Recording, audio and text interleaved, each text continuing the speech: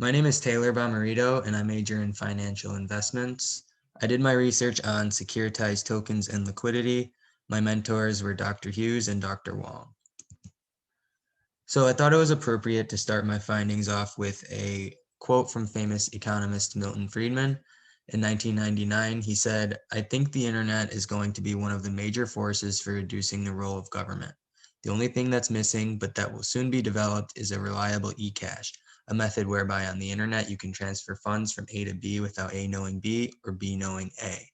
And I found this interesting because he was pretty much describing blockchain technology and cryptocurrencies and securitized tokens, which is what I will all describe in this presentation. So a securitized token is a cryptocurrency that is linked to a security.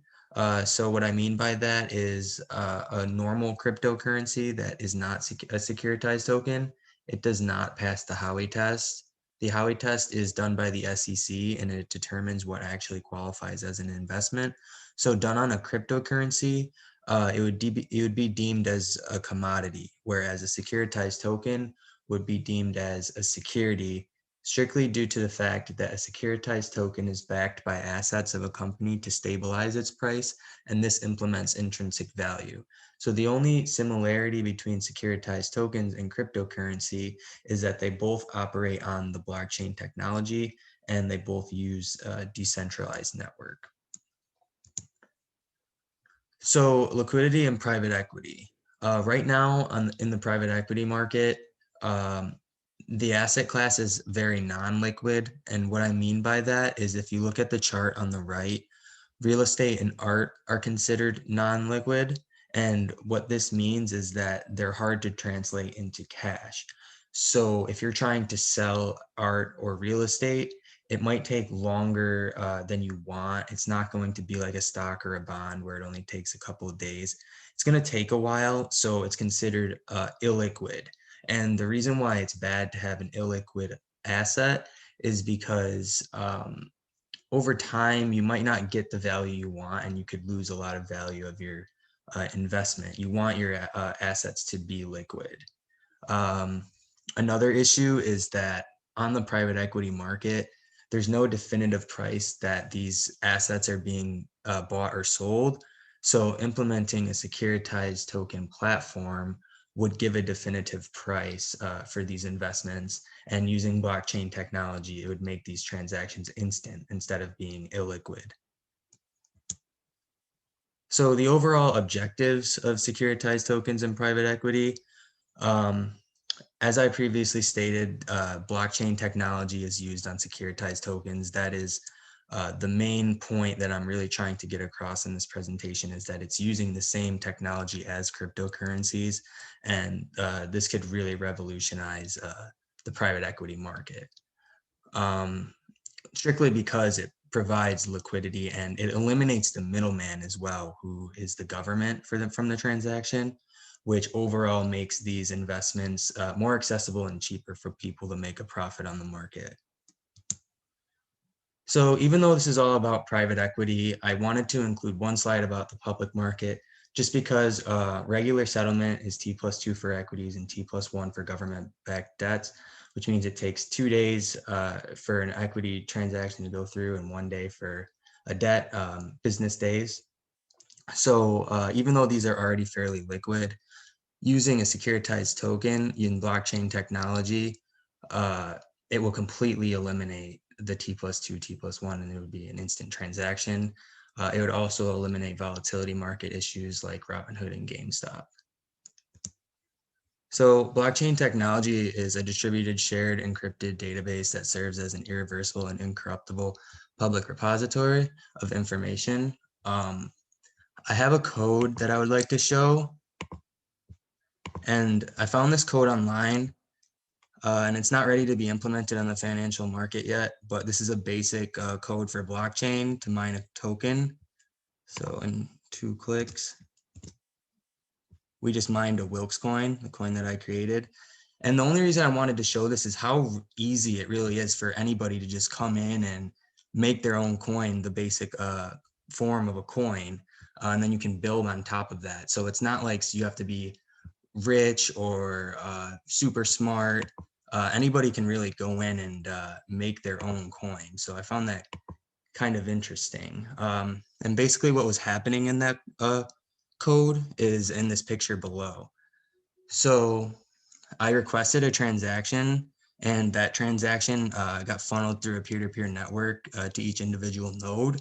And then those nodes validated the transaction using an algorithm.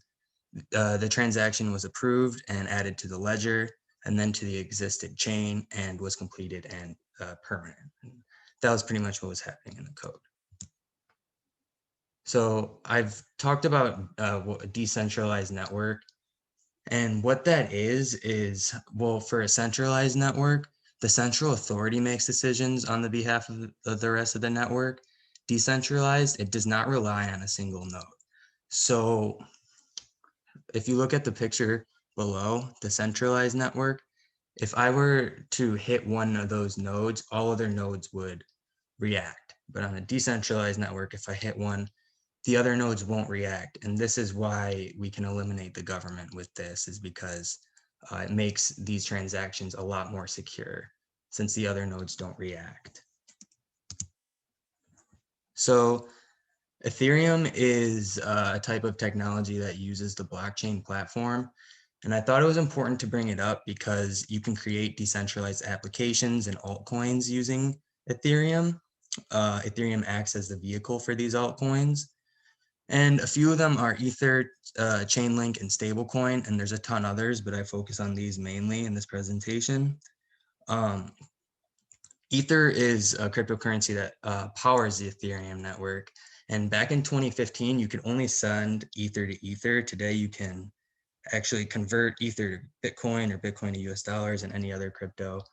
So the technology and innovation is advancing. Another coin is Chainlink, and I think this is a huge innovation because as of right now, you can't send external data to and from this blockchain technology for cryptocurrencies. Chainlink will bridge the gap for that using smart contracts. So what I mean by this is in this picture below, you can see on the left, this is a current functionality. These transactions are not going through, whereas on the right with Chainlink, it acts as a bridge and it really bridges the gap and allows external data like banking applications that you'll be able to send your crypto to like Bank of America account and use APIs with it and market data. So it'll really be a big game changer in the cryptocurrency world if Chainlink is implemented.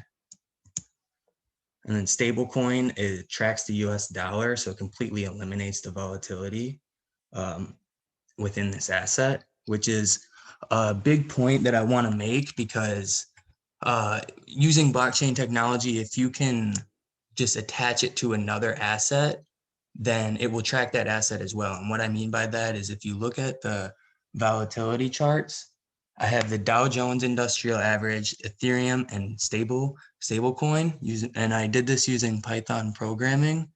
What you can see is that the Dow Jones average annualized volatility was 18%, Ether 74, stablecoin 3. The only thing I really wanted to show is with this is that using blockchain technology, if you track an asset, it truly will track that asset. So the technology is tracking the stablecoin, the US dollar. Volatility drops significantly compared to Ethereum, which doesn't track anything. It's just has no intrinsic value really. So the point I'm trying to get across is that if Apple had a securitized token using blockchain technology and it tracked Apple's assets, it truly would track Apple's assets.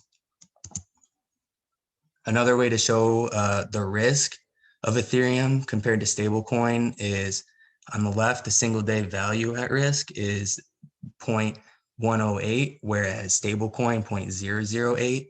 And all that shows is that stablecoin truly does stable the value. And then lastly, a correlation chart. The point I wanted to get across with this program is to show that Chainlink and Ethereum really depend on each other. Whereas when stablecoin is implemented and it tracks an asset, it doesn't track Ethereum anymore. Correlation completely drops.